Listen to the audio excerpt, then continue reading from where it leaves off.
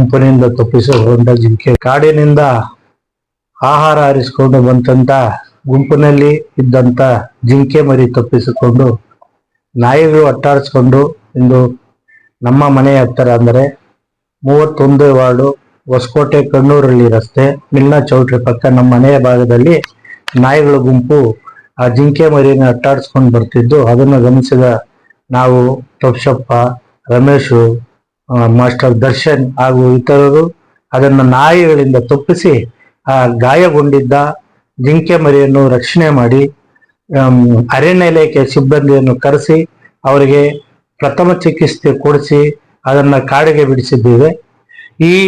ಈ ಸಮಯದಲ್ಲಿ ಜಿಂಕೆ ಮರಿಗಳು ಅಥವಾ ಪ್ರಾಣಿ ಪಕ್ಷಿಗಳು ನೀರಿನ ಅಭಾವ ಇರೋದ್ರಿಂದ ಈ ಹೊರಗಡೆ ಇರುವಂತ ಪ್ರದೇಶಗಳಲ್ಲಿ ಆದಷ್ಟು ಏನು ಕುಂಡುಗಳಲ್ಲೂ ಅಲ್ಲ ಸ್ವಲ್ಪ ನೀರು ಶೇಖರಣೆ ಮಾಡಿ ಒಳ್ಳೇದಾಗ್ತದೆ. ಮತ್ತೆ ಯಾವೇ ಕಷ್ಟದಲ್ಲಿರುವಂತ ಆಪತ್ತದಲ್ಲಿರುವಂತ ಪ್ರಾಣಿಗಳನ್ನು ನಾವು ರಕ್ಷಣೆ ಮಾಡೋದು ನಮ್ಮೆಲ್ಲರ ಹೊಣೆ. ಅದರಿಂದ ದಯಮಾಡಿ ಪ್ರತಿಯೊಬ್ಬ ನಾಗರಿಕರು ಈ ಬೇಸಿಗೆ ಕಾಲದಲ್ಲಿ ಸಾಧ್ಯವಾದಷ್ಟು ಈ ಪಕ್ಷಿಗಳೇನಿದಾವೆ ಅದು ಇರ್ಬೋದು, ಪ್ರಾಣಿಗಳು ಏನಿದಾವೆ, ನೀರಿನ ಅಭಾವ ಇರೋದ್ರಿಂದ ನಮ್ಮ ಕೈಯಲ್ಲಿ ಆದಷ್ಟು ಸಹಾಯ ನಾವು ಮಾಡೋಣ ಅಂತ ಹೇಳ್ತಾ ಮತ್ತೊಮ್ಮೆ ತಮ್ಮೆಲ್ಲರಿಗೂ ಮನವಿ ಮಾಡುತ್ತೇವೆ.